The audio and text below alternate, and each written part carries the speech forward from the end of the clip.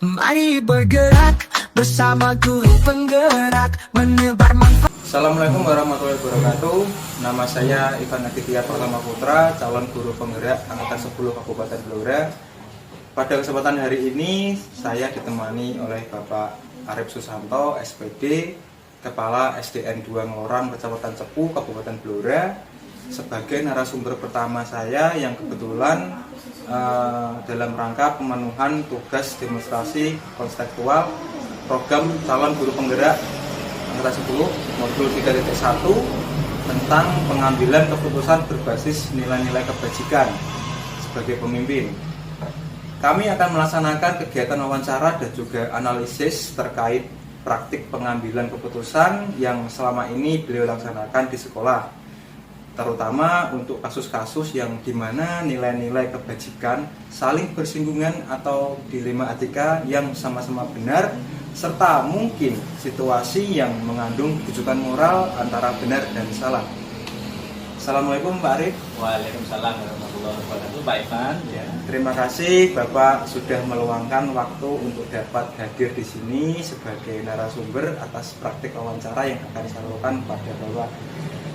Perlu diketahui bahwa pelaksanaan wawancara ini sama sekali bukan bermaksud untuk menggurui atau mengevaluasi kinerja Bapak sebelumnya, namun semata-mata hanya sebagai pemenuhan tugas atas tugas saya sebagai calon guru penggerak Angkatan 10 dan sebagai wadah bagi saya untuk belajar lebih dalam lagi dari Bapak tentang bagaimana seharusnya suatu keputusan yang bijak itu dapat diambil dengan memperhatikan nilai moral dan etika yang berlaku. Harapannya hasil dari analisis wawancara ini akan saya jadikan sebagai bahan refleksi diri guna menambah dan mengembangkan kompetensi yang saya miliki. Baiklah, mohon izin untuk menyampaikan beberapa pertanyaan kepada Bapak dan mohon untuk bisa dijawab sesuai dengan praktik nyata yang sudah Bapak laksanakan sebelumnya. Ya, Pak.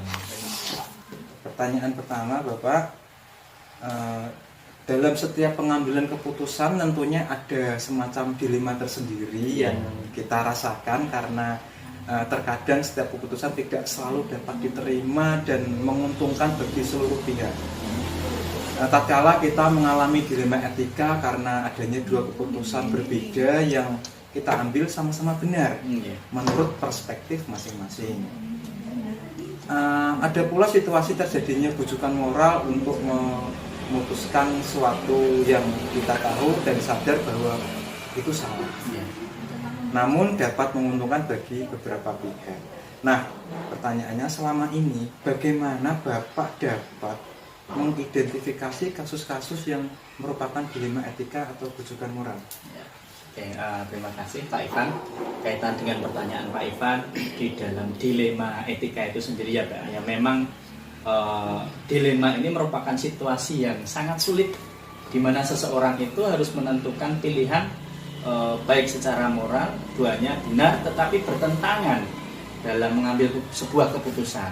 Nah, sedangkan bujukan moral itu baik benar ataupun salah, melawan salah ya, baik benar melawan salah itu merupakan situasi ketika seseorang itu harus menentukan keputusan antara benar atau salah. Nah, berkaitan dengan pertanyaan Pak Jenengan tadi terkait dengan bagaimana cara mengidentifikasi kasus-kasus dilema etika itu atau bujukan moral ya Pak Ivan, bahwasanya itu kita itu perlu memahami tujuan apa yang terjadi di sekolah itu.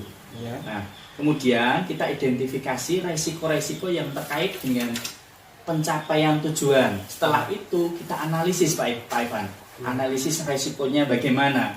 Nah, selain kita memahami tujuan suatu organisasi, kita kenali juga bahwa di situ ada nilai-nilai dan budaya di dalam organisasi serta resiko-resiko di dalam suatu organisasi itu terdapat resiko potensi yang nanti saling berbenturan. Saya kira itu Pak Ivan yang perlu saya jawab sesuai dengan kondisi yang saat ini ya.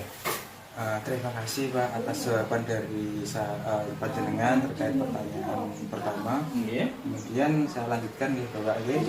Ada beberapa nilai kebajikan universal, prinsip etika antara lain yaitu keadilan, keselamatan, tanggung jawab, kejujuran, rasa syukur, lurus hati, berprinsip, integritas, kasih sayang, rajin, berkomitmen, percaya diri dan sebagainya.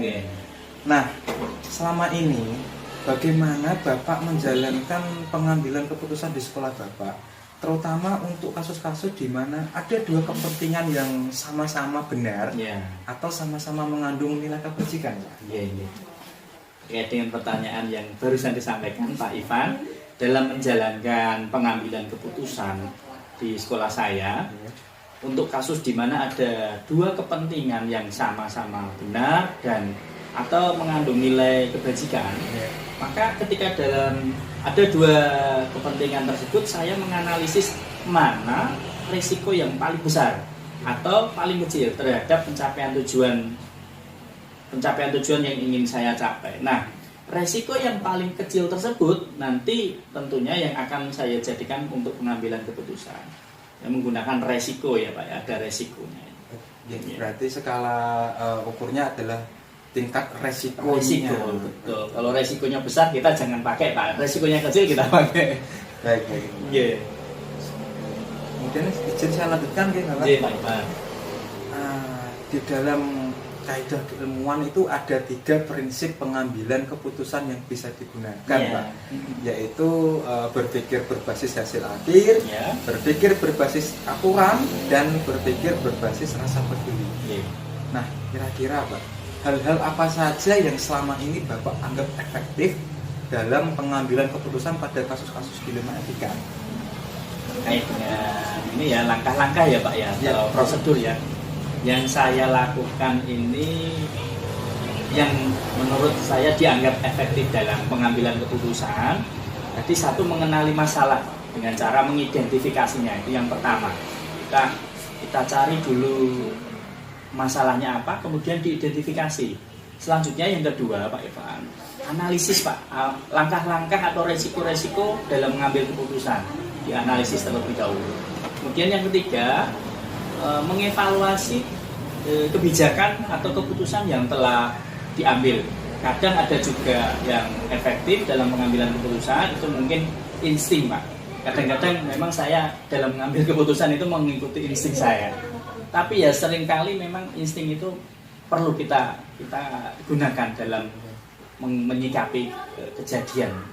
Ya, berarti memang langkahnya juga tidak ujuk-ujuk ya, harus diidentifikasi, kemudian dianalisis, lalu setelah diputuskan baru dievaluasi. Dan juga kita juga perlu memperhatikan prinsip kalau Bapak sampaikan tadi, berarti kita lebih ke berbasis hasil akhir. Dengan tadi mengatakan bahwa berpikir resiko. Ada resikonya. Akhirnya apakah berisiko atau tidak? Sebenarnya alat ukurnya.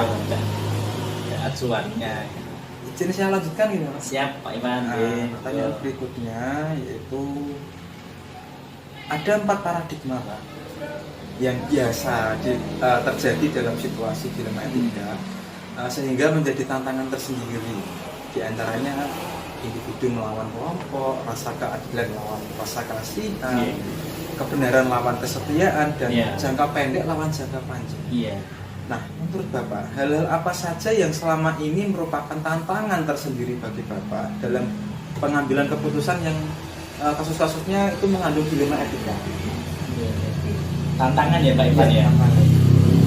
Tantangan dalam pengambilan keputusan pada kasus-kasus ini, di sini memang etika itu yang paling terasa Pak, ketika adanya rasa kasihan, dan di situ di sisi kita itu merasa kasihan, di salah satu sisi lagi kita menegakkan aturan yang sudah ada, yang sudah kita sepakati bersama bahwa di situ ada aturan.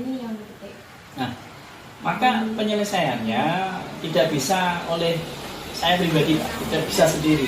Nah, kita harus memusyawarahkan bersama Pak, bersama rekan guru kami, karena di sini adalah satu sekolahan itu ya satu keluarga. Kalau ada apa-apa ya memang harus semuanya tahu. Dan tentunya kita melibatkan pertimbangan dari stakeholder, Pak, atau lembaga yang terkait dengan suatu masalah itu, sehingga masalah ini nanti bisa kita pecahkan bersama. Saya kira itu, Pak. Kemudian Bapak, ini ada kembali lagi karena tadi ada yang terlewat. Ya. Dalam kajian yang pernah saya pelajari Pak, itu ada 3 unsur Pak dasar dalam yang dijadikan pedoman tentang pengambilan keputusan yang bijak. Yaitu pertama itu berpihak kepada murid karena kita ada di lingkungan sekolah. Kemudian mengandung nilai kebajikan dan juga harus dipertanggungjawabkan secara penuh. Nah, langkah-langkah atau prosedur seperti apa sih yang biasanya Bapak lakukan selama ini? Nah, itu klise saja ya Pak Ivan. Saya biasanya yang pertama dalam menyikapi suatu masalah ya, itu yang pertama kenali dulu masalahnya. Kemudian yang kedua, analisis masalahnya, apakah ada resikonya bagaimana. Kemudian yang ketiga, evaluasi, Pak. Saya menggunakan kegiatan 3 langkah itu, Pak.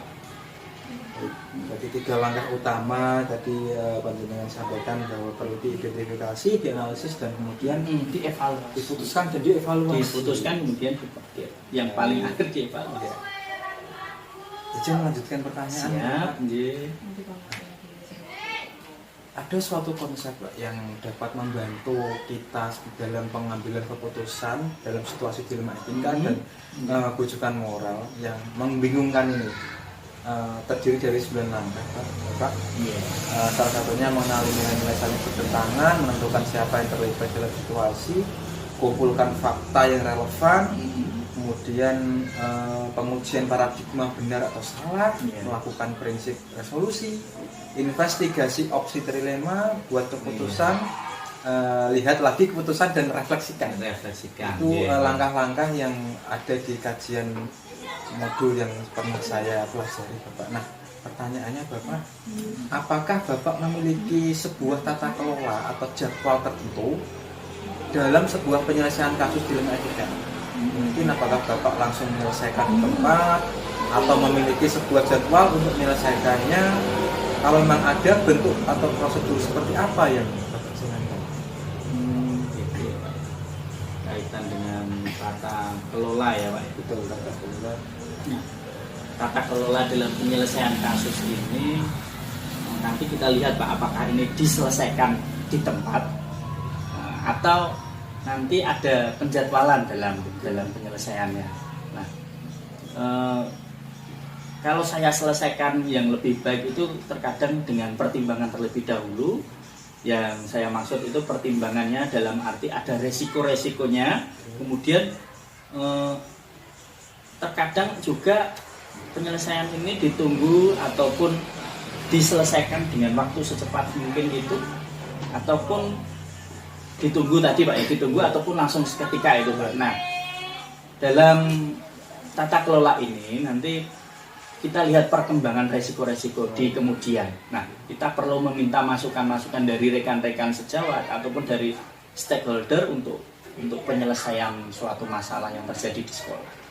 Seperti itu Pak Ibu. Baik, kalau boleh izin saya simpulkan, artinya ada kalanya keputusan harus diselesaikan seketika itu, terutama yang mengandung unsur resiko harus segera mungkin harus diselesaikan.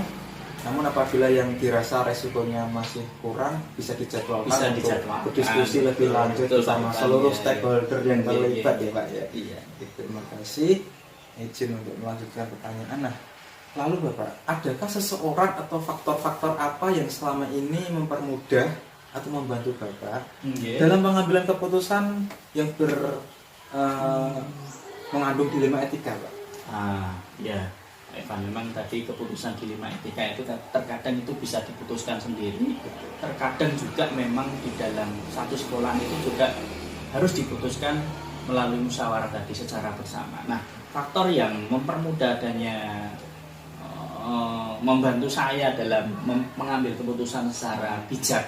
Ada yang memang tentunya dari rekan sejawat, dari Bapak Ibu guru yang ada di satuan pendidikan. Selain itu juga ada warga sekolah.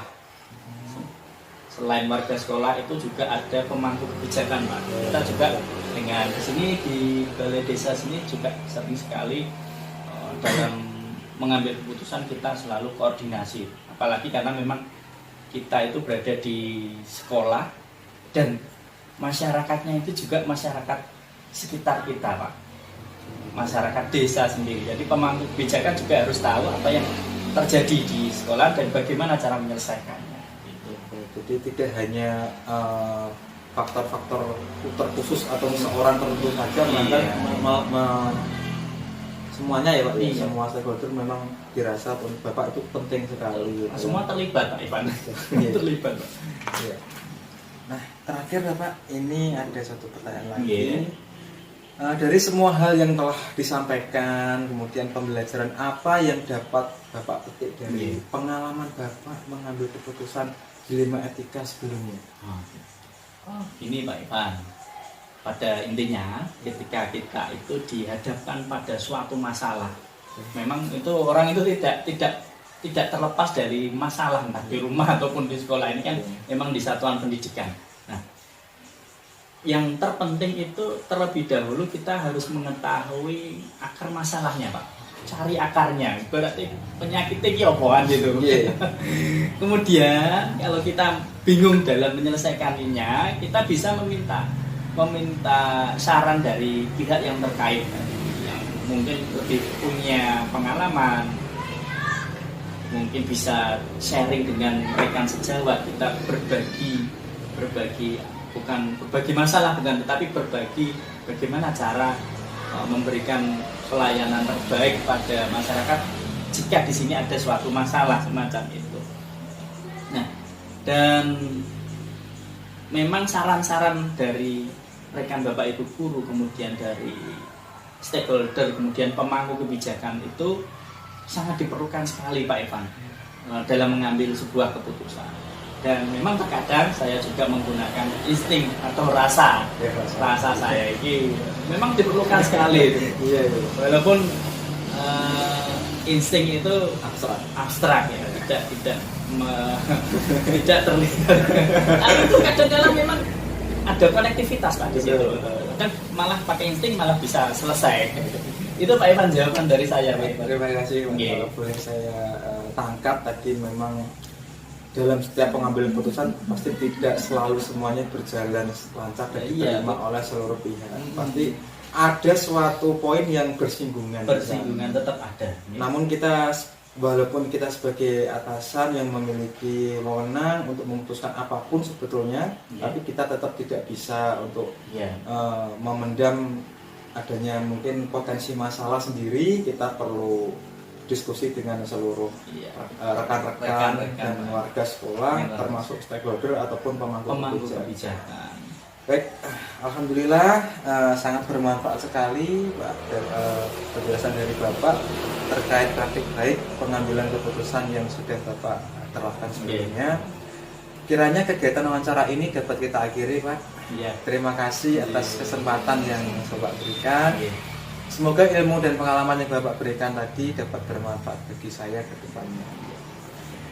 Demikian kegiatan wawancara dan analisis terkait praktik pengambilan keputusan berbasis nilai-nilai kebajikan dengan narasumber pertama Bapak Arif Susanto SPD, Kepala SDN 2 Ngelorang, Kecamatan Cepu, Kabupaten Blora. Assalamualaikum warahmatullahi wabarakatuh. Assalamualaikum warahmatullahi wabarakatuh. Perkenalkan, nama saya Ivan Aditya Pratama Putra, calon guru penggerak angkatan 10 Kabupaten Blora. Pada kesempatan kali ini saya ditemani oleh Bapak Sutarno SPD, Kepala SDN 1 Kapuan Kecamatan Cepu Kabupaten Blora, sebagai narasumber kedua yang kebetulan juga sebagai atasan saya di sekolah, dalam rangka pemenuhan tugas demonstrasi kontekstual program calon guru penggerak modul 3.1, pengambilan keputusan berbasis nilai-nilai kebajikan sebagai pemimpin. Kami akan melaksanakan kegiatan wawancara dan juga analisis terkait praktik pengambilan keputusan yang selama ini beliau laksanakan di sekolah. terutama untuk kasus-kasus yang dimana nilai-nilai kebajikan saling bersinggungan atau dilema etika yang sama-sama benar, serta mungkin situasi yang mengandung dukungan moral antara benar ataupun salah. Assalamualaikum Pak Tarno. Waalaikumsalam. Terima kasih Bapak sudah meluangkan waktu untuk dapat hadir di sini sebagai narasumber atas praktik wawancara yang akan saya lakukan pada Bapak. Perlu diketahui Pak bahwa pelaksanaan wawancara ini sama sekali bukan bermaksud untuk menggurui atau mengevaluasi kinerja Bapak sebelumnya, namun semata-mata hanya sebagai pemenuhan tugas saya sebagai calon guru penggerak angkatan 10 dan sebagai wadah bagi saya untuk belajar lebih dalam lagi dari Bapak tentang bagaimana seharusnya suatu keputusan yang bijak itu dapat diambil dengan memperhatikan nilai moral dan etika yang berlaku. Harapannya dari hasil analisis wawancara ini akan saya jadikan sebagai bahan refleksi diri guna menambah dan mengembangkan kompetensi yang saya miliki. Baiklah, mohon izin untuk menyampaikan beberapa pertanyaan kepada Bapak dan mohon untuk bisa dijawab sesuai dengan praktik nyata yang sudah Bapak laksanakan sebelumnya. Untuk pertanyaan pertama Bapak, dalam setiap pengambilan keputusan itu tentunya ada semacam dilema tersendiri nih, yang kita rasakan karena terkadang setiap keputusan tidak selalu dapat diterima dan menguntungkan bagi seluruh pihak. Tatkala kita mengalami dilema etika karena dua keputusan berbeda yang akan kita ambil sama-sama benar menurut perspektif masing-masing. Ada pula situasi terjadinya bujukan moral untuk memutuskan sesuatu yang kita tahu dan sadar kalau itu salah, namun dapat menguntungkan bagi beberapa pihak. Nah, pertanyaannya Bapak, bagaimana Bapak dapat mengidentifikasi kasus-kasus yang merupakan dilema etika atau bujukan moral selama ini? Ya, terima kasih. Untuk dilema etika dan bujukan moral, pertama untuk anak-anak yang mungkin anak prestasi, itu kebanyakan dia di sekolah itu kemungkinan sedikit berkurang. Apalagi mungkin ada kata mereka itu pemain sepak bola atau pemain yang lain yang ada hubungan dengan lapangan, itu biasanya dengan diikuti rasa lelah, mereka itu terus malas untuk sekolah. Maka dari itu mereka juga kita ikuti, kita harus melihat. Ada kata mereka habis main itu malas. Nah, kita dekati atau ada salah satu guru yang kita minta untuk datang ke rumah, ada kata mereka nggak berangkat. Ada apa sebenarnya? Mereka lelah atau sakit. Dan kebanyakan itu memang saya itu berpihak pada anak. Jadi kedepannya itu anak itu butuh pendekatan.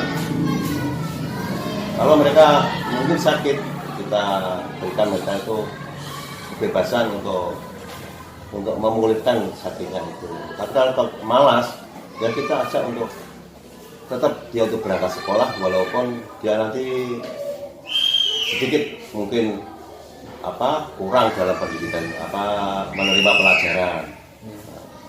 Mereka harus tetap berangkat sekolah.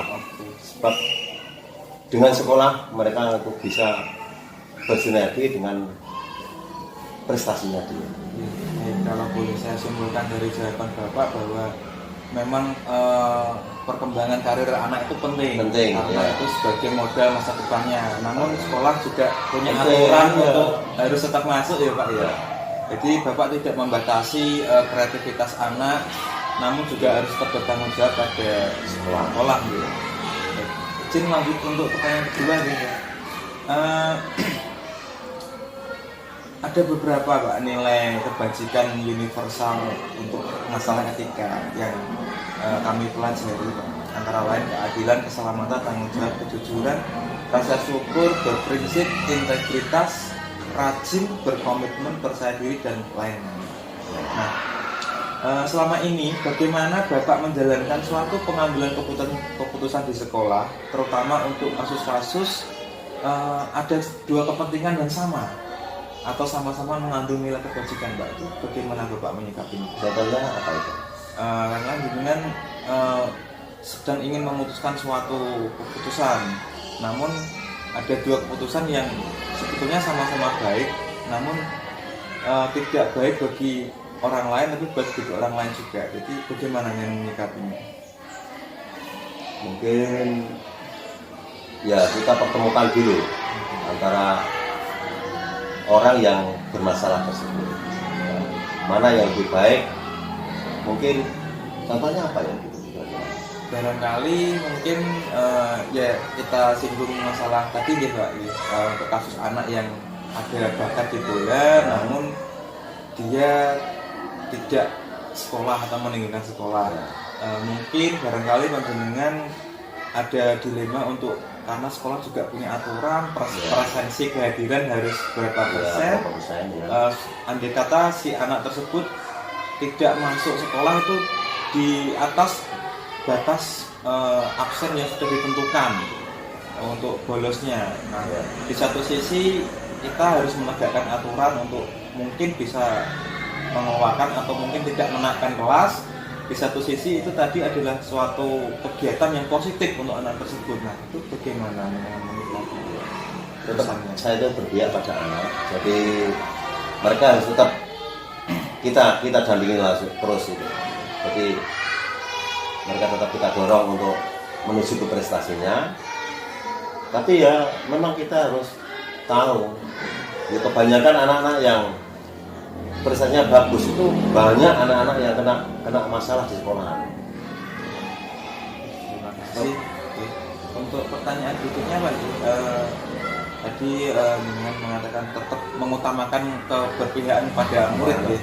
Nah, lalu langkah-langkah atau prosedurnya itu seperti apa Pak untuk sebelum mengambil keputusan? Ya tadi kita adakan kunjungan rumah, ada apa? Mungkin ada masalah lain di rumah itu, atau contoh saja sepeda motor satu untuk mengantar dia untuk kerja orang tuanya, sementara dia harus mengalah karena apa? Orang tua harus tetap mencari nafkah. Atau yang lain, mungkin kedua orang tua itu aktif semua dalam mencari nafkah, sedangkan dia di rumah sendirian. Nah, itu juga dilema itu. Maka itu ya tetap ada pendekatan antara sekolah dan orang tersebut. Terima kasih. Jadi kita perlu melakukan investigasi dulu ya Pak. Barangkali memang faktor yang membuat anak tersebut tidak bersekolah itu tidak selalu karena masalah bola ya. Barangkali ada faktor lain yang mendukung atau tidak mendukung anak tersebut untuk datang ke sekolah. Baik, izin untuk melanjutkan pertanyaan. Dalam kajian ilmu suatu pengambilan keputusan itu ada 3 unsur Pak, 3 prinsip utama Pak. Itu yang pertama berpikir berbasis hasil akhir, kemudian berpikir berbasis peraturan, dan yang ketiga adalah berpikir berbasis rasa peduli. Nah, selama ini manakah dari ketiga tersebut yang Bapak anggap paling efektif untuk sebagai landasan mengambil keputusan Pak? Satu, saya utamakan rasa peduli pada anak dan harus melanjutkan pendidikan mana yang mereka bisa selesaikan. Jadi dari ketiga prinsip itu dengan lebih mengutamakan rasa peduli terhadap anak ya, baik dari masa depannya maupun kebutuhan belajarnya. Baik, untuk pertanyaan selanjutnya, memang dalam suatu kasus dilema etika itu sering menjadi tantangan tersendiri Pak ya, bagi atasan untuk mengambil keputusan yang paling bijak, namun tidak menutup kemungkinan untuk adanya resiko, diantaranya yaitu resiko-resiko individu melawan kelompok, kemudian rasa keadilan lawan rasa kasihan, kebenaran lawan kesetiaan, dan jangka pendek lawan jangka panjang. Nah, perkiraan hal-hal apa saja yang selama ini merupakan tantangan bagi Bapak untuk membuat satu keputusan Pak? Ya, yang pertama adalah rasa kasih sayang. Ya, kita lihat tadi pokok permasalahannya. Kemudian kalau memang fatal, memang mereka harus keluar, itu memang keputusan terakhir itu untuk saya. Yang pertama itu memang ada pendekatan, terus kita lihat akar permasalahannya, sehingga nanti kita bisa melihat. Sebab sekarang itu banyak masalah-masalah rumah tangga yang menjadikan terhambatnya pendidikan untuk anak. Terima kasih. Kemudian lanjut Bapak, apakah Bapak memiliki suatu tata kelola tertentu atau jadwal tertentu dalam sebuah penyelesaian kasus dilema etika? Apakah Bapak langsung menyelesaikan seketika itu di tempat, atau mungkin menyimpan untuk membuat jadwal di waktu tertentu untuk menyelesaikannya, dan kira-kira bentuknya bagaimana Bapak menjalankan? Ya, kita lihat pokok masalahnya. Kalau mungkin bisa diselesaikan hari ini, kita selesaikan hari ini juga. Tapi kalau tidak, membutuhkan waktu atau penyelesaian yang lebih dalam, kita juga persiapkan itu untuk jadwal tersendiri untuk menyelesaikan masalah mereka. Iya, berarti kalau boleh saya tarik kesimpulan, tergantung tingkat urgennya ya Pak ya. Masalah tersebut termasuk masalah yang urgen atau tidak, beresiko tinggi atau tidak, dan juga apabila memungkinkan bisa diselesaikan seketika itu ya kita selesaikan sekarang ya. Baik, terima kasih. Kemudian lanjut Pak, adakah seseorang atau faktor yang selama ini mempermudah atau membantu Bapak dalam pengambilan keputusan? Ya, yang mempermudah itu kita harus tahu lapangan. Ya, kita tempati ini, sehingga kalau kita tahu lapangan apa dengan orang-orang yang anak-anak yang kita belajar di sekolah kita, itu mungkin lebih mudah untuk bisa menyelesaikan masalah tersebut. Jadi ada bantuan. Ya. Jadi tidak hanya sepihak Pak ya. Tetap membutuhkan bantuan dari stakeholder lain, dan mungkin juga rekan-rekan guru juga yang menangani anak tersebut di kelas ya. Khususnya paling utama adalah orang tua, orang yang paling mengetahui situasi di lapangan. Terakhir Pak, dari semua hal yang telah disampaikan tadi, kira-kira pembelajaran apa yang dapat Bapak petik selama ini sebagai pemimpin ketika mengalami suatu dilematis pengambilan keputusan?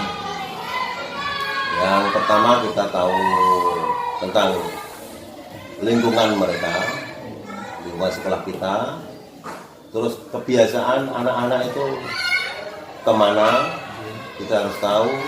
Dan suatu saat kita juga harus keliling-keliling untuk dekat dengan rumah-rumah anak-anak kita yang belajar di sekolah kita. Baik, berarti ada pengalaman baru sehingga menambah wawasan kita nih Pak, lebih dalam mengenal lingkungan sekolah dan juga lingkungan rumah keluarga mereka itu. Sebagai dasar kita mungkin bisa memperbaiki kinerja kita sebagai sama guru dan tenaga pendidikan untuk lebih dapat berkembang lebih baik lagi. Alhamdulillah sangat bermanfaat sekali penjelasan dari Bapak terkait praktik baik pengambilan keputusan yang sudah Bapak terapkan. Kiranya kegiatan wawancara ini dapat kita lihat. Terima kasih atas kesempatan yang Bapak berikan. Semoga ilmu dan pengalaman yang Bapak berikan dapat bermanfaat bagi saya ke depan. Demikian kegiatan wawancara dan analisis terkait praktik pengambilan keputusan berbasis nilai-nilai kebajikan dengan narasumber kedua Bapak Sutarno SPD, Kepala SDN 1 Kabupaten Kabupaten Blora. Wassalamualaikum warahmatullahi wabarakatuh.